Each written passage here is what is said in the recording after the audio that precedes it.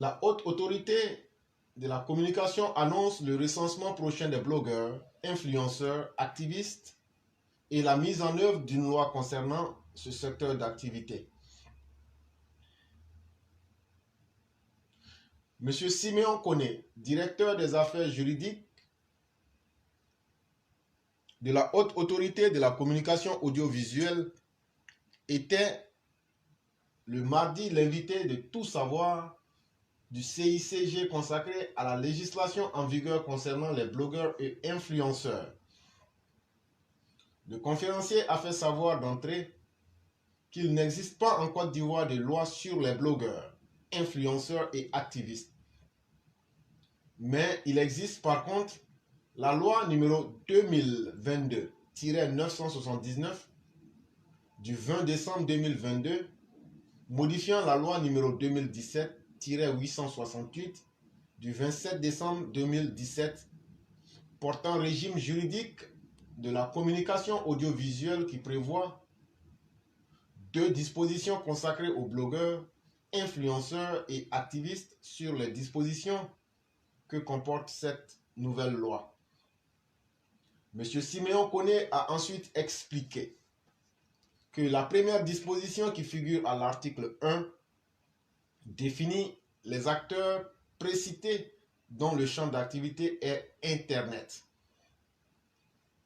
Ainsi, au sens de loi, on entend par l'activiste personne qui s'attache à une cause politique, économique, environnementale ou sociale et qui milite intensément pour la défendre à travers la publication sur les réseaux sociaux des opinions en vue de parvenir au changement économique, politique, environnemental ou social souhaité au sein de la société. Le blogueur se définit comme une personne ayant créé son blog, son journal ouvert à tous sur un site internet. Le blog ou simplement blog est un type de site web ou une partie d'un site web utilisé pour la publication périodique et régulière d'articles personnels, généralement succincts, rendant compte d'une actualité autour d'une thématique particulière. À la manière d'un journal intime, ces articles appelés billets publiés ou ces webmasters sont typiquement datés, signés et présentés dans un ordre rétrochronologique. Ils permettent à son auteur, appelé blogueur, d'exprimer une opinion subjective et sont la plupart du temps ouverts aux commentaires des lecteurs, des lecteurs. Par influenceur, il faut comprendre une personne qui utilise les réseaux sociaux, les blogs, les vidéos et autres moyens de communication sur le web pour diffuser ses opinions auprès des internautes et qui est capable d'influencer ces derniers en modifiant leur mode de consommation, a expliqué l'invité. En ce qui concerne la seconde disposition, le directeur juridique a indiqué qu'elle précise que la diffusion du contenu audiovisuel de tout site de blogueurs, d'activistes ou d'influenceurs disposant de 25 000 abonnés en ligne n'a pas le caractère de correspondance privée et est par conséquent soumise au respect des principes généraux de la communication audiovisuelle tels qu'énoncés à l'article 3 de la loi numéro 2017-868 du 27 décembre 2017 portant régime juridique de la communication audiovisuelle. Les principes généraux énoncés à l'article 3 sont l'atteinte à la souveraineté nationale, la violation du secret d'État, l'atteinte à la défense nationale, le non-respect des institutions de la République, atteinte à la dignité de la personne humaine, violation de la propriété d'autrui, le non-respect du caractère pluraliste, de l'expression des courants de pensée et d'opinion, le non-respect des exigences des services publics, l'atteinte à l'intérêt général, l'atteinte à l'ordre public, l'atteinte à l'unité nationale et à l'intégrité territoriale, l'incitation à la haine, à la xénophobie et à la violence. Évoquant la sanction qu'encourent les contrevenants à cette disposition, M. Siméon Koné a souligné qu'en ce qui concerne les secteurs de la communication audiovisuelle, la sanction encourue est prévue par l'article 40 bis de la loi 2022-979 du 20 décembre 2022, modifiant la loi numéro 2017-868 du 27 décembre 2017, qui dispose que la haute autorité de la communication peut ordonner par décision à tout fournisseur d'accès à Internet, hébergeur de sites, intermédiaire technique offrant un accès à des services de communication audiovisuelle ou assurant à titre gratuit ou onéreux le stockage direct et permanent pour mise à disposition de contenu, la suspension immédiate de l'accès aux dits services ou contenu illégal ou malveillant. Les fournisseurs de services de plateformes de partage de vidéos mettent en place des mesures appropriées pour protéger d'une part les mineurs contre les contenus susceptibles d'affecter leur développement physique, mental ou moral, et d'autre part le grand public contre l'incitation, notamment à la haine, à la discrimination ethnique, sociale, religieuse, à la xénophobie ou à la provocation publique, à commettre des infractions. En cas de non-respect des obligations ci-dessus, les personnes nommées aux alinéas précédents sont passibles des sanctions prévues par les articles 228 bis de la loi.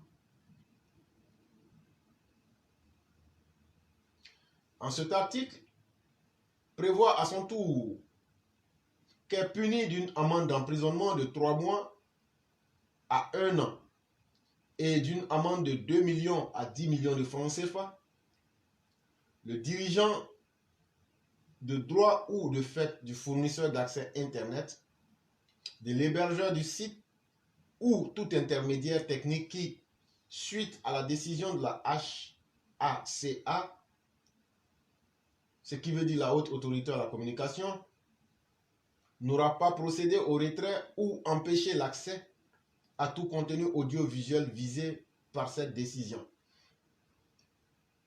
En clair, il s'agit des mesures tendant à faire cesser la diffusion de tout contenu audiovisuel illégal ou malveillant, sans préjudice des poursuites pénales que pourrait engager le procureur de la République contre le contrevenant, a mentionné M. Koné.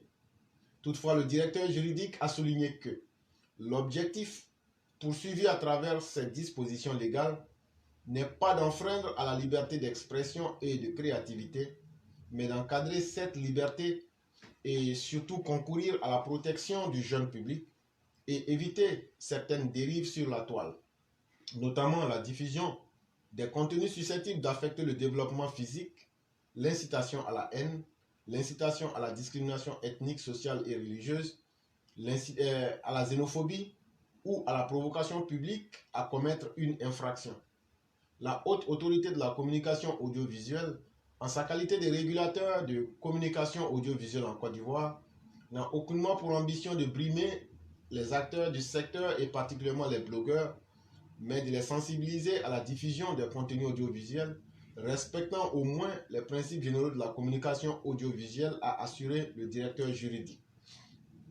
M. Siméon Koné a par ailleurs annoncé que la haute autorité de la communication procédera bientôt à un recensement des blogueurs, influenceurs, activistes et a confié que pour l'heure, aucune sanction n'a été infligée par la HACA qui cherche pour l'heure à mettre en œuvre la loi. C'était un article tiré de Kwasi. Cet article est très intéressant parce qu'effectivement, qui dit évolution, dit adaptation. Est-ce qu'on peut aujourd'hui extraire Internet de nos vies? Est-ce que Internet peut être considéré aujourd'hui, la toile peut être considérée aujourd'hui comme un non-événement dans nos vies? Pendant très longtemps, nos dirigeants africains On pensait que l'Internet n'était qu'une réalité virtuelle et qu'elle ne pouvait pas avoir d'impact sur la vie réelle. Mais au fur et à mesure que nous avançons, malheureusement, même les hommes les plus maudits de la terre, les djihadistes, utilisent Internet aujourd'hui pour faire de la propagande. Aujourd'hui, on a vu l'exemple de la Côte d'Ivoire où des opposants les plus minables de la planète Terre ont utilisé les réseaux sociaux comme moyen de communication pour essayer de créer le chaos en Côte d'Ivoire en 2020, en octobre 2020, pour tuer les Ivoiriens. On a aussi vu sur Internet la promotion de la débauche. Ne me demandez pas de vous dire les noms, ce serait leur faire de la publicité. Mais pendant très longtemps, ceux qui se sont illustrés sur l'Internet sont ceux-là même qui savaient dégager des valeurs de l'impudeur, des valeurs de l'immoralité. Plus quelqu'un était immoral, je dirais même amoral, plus la personne était en vue et cela avait un impact sur la vie réelle de l'individu.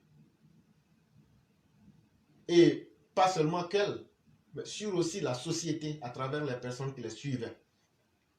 C'est sur même Internet là ici, on a vu certains insulter la mère du président Alassane Ouattara pendant de nombreuses années.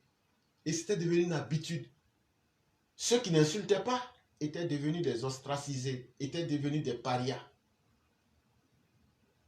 Si je rappelle tous ces facteurs, c'est pour rappeler aux uns aux autres qu'aujourd'hui, cet article et cette position du gouvernement nous satisfait dans un premier temps. Parce qu'aujourd'hui, eux-mêmes se sont rendus compte que cette vie virtuelle-là, aujourd'hui, est carrément entremêlée à la vie réelle parce qu'on voit les impacts et les conséquences, qu'elles soient positives ou négatives, dans la vie réelle.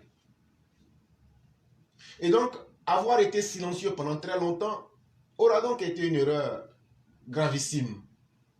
Mais ne pas pouvoir s'adapter et trouver les solutions aurait été encore pire. C'est en cela que nous saluons cette position. Mais il faut bien le rappeler. Il faut bien le rappeler. Nous attendons de bien voir la loi pour voir si ce n'est pas une méthode pour pouvoir museler les gens. Nous ne serons jamais d'accord pour cela. Et ce n'est pas la première fois que je vois cela. Si la loi est évoquée pour réprimer ceux qui sèment la haine, ceux qui encouragent à la discrimination, ceux qui encouragent aux inégalités sociales et religieuses, et ceux qui font la promotion du mensonge, en ce moment, nous sommes d'accord. Je n'irai pas loin. Je prendrai mon cas, le cas d'éclaireur pro-vérité. Nous ici, lorsqu'on est venu sur la toile, c'était au moment, sinon ce n'est pas notre travail, ce n'est pas un travail pour moi, et ça ne sera jamais un travail pour moi. Je suis engagé pour une cause qui est la cause des populations. Et à travers cela, l'affinité idéologique avec le RHDP et surtout mon attachement indéfectible et indiscutable au président de la République. Voilà ce qui nous a amenés sur la toile. 1. Défendre la vie des Ivoiriens. 2. Défendre le pays contre les mensonges qui étaient proférés en octobre 2020 afin de pouvoir sauver des vies. Troisième chose, c'est nous sur la toile ici qui avons dit le fait d'insulter et de dire n'importe quoi doit cesser. On a traqué méthodiquement tous les insulteurs publics et tout le monde sait, notre passage, ça ne laisse personne indifférent sur la toile. Mais si la haute autorité de la communication audiovisuelle avait pris conscience le plus tôt possible de toutes ces dérives, on aurait pu assainir la toile depuis très longtemps. Si la haute autorité de la communication audiovisuelle avait compris les choses de cette façon-là, peut-être qu'on aurait pu éviter les dégâts qu'on a pu voir en 2020. Parce que dans l'article, ils disent comme ça, qu'ils vont essayer de faire tomber une amende sur les hébergeurs. Ceux qui font la promotion, les fournisseurs d'accès Internet et autres vont payer une amende qui varie entre 2 millions et 10 millions. Et il y aura aussi une peine d'emprisonnement de 3 mois à 1 an d'emprisonnement à des hébergeurs de sites ou des intermédiaires techniques ou même à des fournisseurs ou à des dirigeants. Mais si cela était vrai, et si c'est maintenant qu'on prend conscience de cela, si nous l'avions fait plus tôt, Combien de fois nous on a demandé ici que vous ne pouvez pas condamner quelqu'un qui est en France et qui lance des messages de haine. Mais vous pouvez au moins bloquer ces vidéos, l'accès de ces vidéos sur la Côte d'Ivoire. Même si vous ne le faites nulle part. Je prends un exemple. Quand vous prenez Marie-Jeanne Tagbo Pinglini, qui fait de l'incitation à la haine et qui donne de façon très claire les méthodes pour assassiner le président Ouattara, en demandant clairement au garde-corps du président Ouattara de l'assassiner. Mais elle va plus loin pour dire que si ces personnes ne procèdent pas à l'assassinat du président Ouattara, c'est parce qu'elles ne sont pas ivoiriennes. Donc, promotion de la haine, de la discrimination ethnique, de la xénophobie, la provocation publique à commettre une infraction, un crime d'État.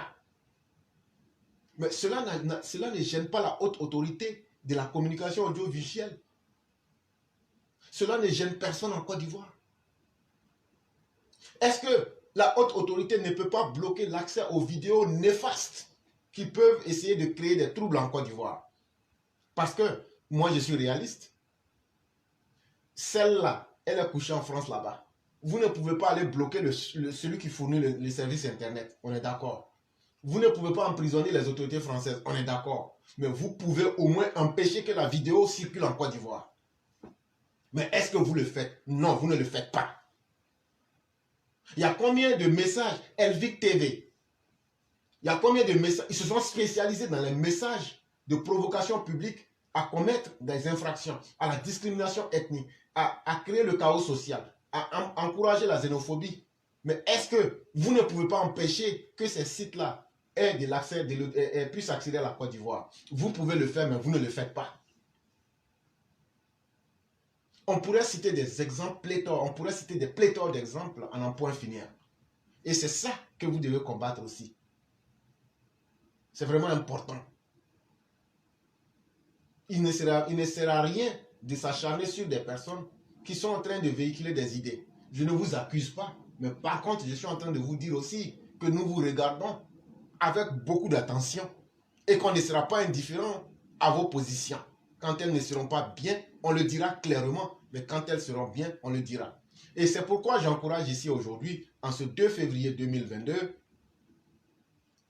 il y a depuis pratiquement 3 ou 4 jours, une pétition qui doit être signée en ligne pour que Marie-Jeanne Tagbo Pinglini puisse être poursuivie en Côte d'Ivoire comme en France pour les propos haineux, discriminatoires, les propos à une incitation à commettre un crime et à déstabiliser les institutions de la Côte d'Ivoire en tuant le chef de l'État.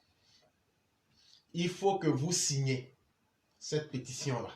Si toi, tu n'as jamais entendu parler de ça, ça circule sur Internet. Il faut demander, on va te dire, voilà ça. Tu signes. Quand tu vas signer là, la pétition dit, à partir de la pétition là, ils vont poser plainte contre elle en France et en Côte d'Ivoire. Et le jour qu'on va l'attraper là, on va la juger puis la condamner sévèrement.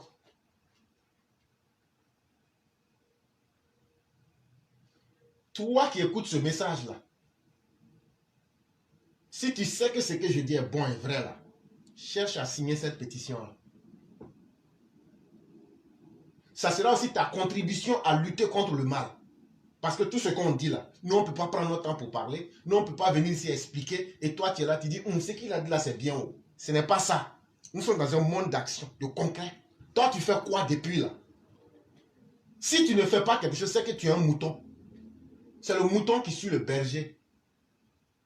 Et il faut apprendre à quitter dans ce comportement de mouton en faisant quelque chose. Ce qu'on te demande là, il faut signer pétition là. Ça c'était une première partie.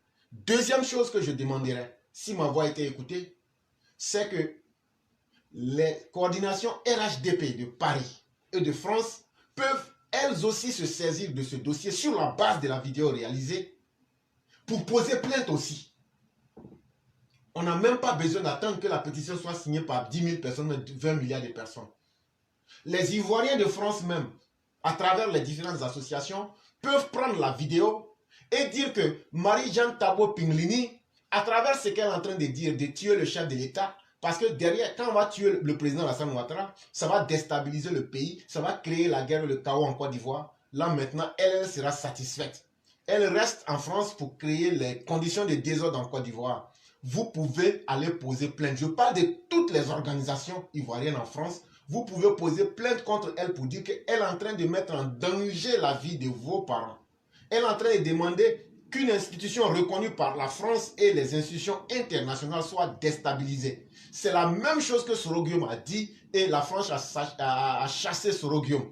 C'est la même chose qu'elle est en train de dire. Quand Soro Guillaume dit faites un coup d'État, regardez au fond même de votre conscience et allez enlever Alassane Ouattara. Mais elle va plus loin pour dire même voilà, essayez de le tuer en tirant sur lui. C'est la même chose.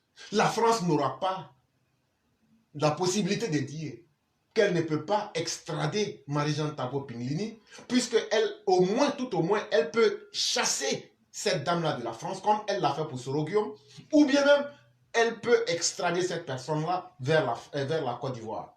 Mais c'est à nous les Ivoiriens de France, c'est à nous les Ivoiriens à travers le monde, de pouvoir non seulement signer cette pétition, mais d'être déjà. Nous, on ne va pas quitter aux États-Unis pour aller faire tout ça pour vous. Voilà une occasion historique pour les Ivoiriens de France.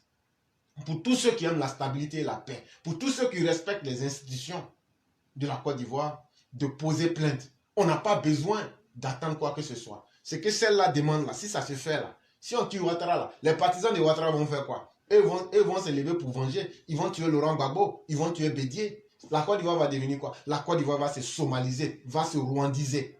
C'est ce qu'elle souhaite. Parce qu'elle parle dans sa haine, mais elle n'imagine pas que les autres aussi ont leurs partisans. Vous n'allez pas tuer Ouattara et puis on va laisser Gbagbo vivre. Vous n'allez pas tuer Ouattara, on va laisser Bédié vivre.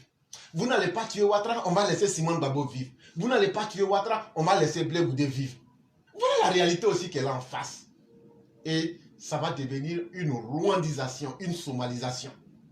Et donc de tels propos doivent être sévèrement punis. Et cette dame-là doit être traînée devant la justice, française comme ivoirienne. Mais si nous n'arrivons pas à le faire, ça aura été un acte de lâcheté de notre part, parce qu'on aura raté un rendez-vous historique.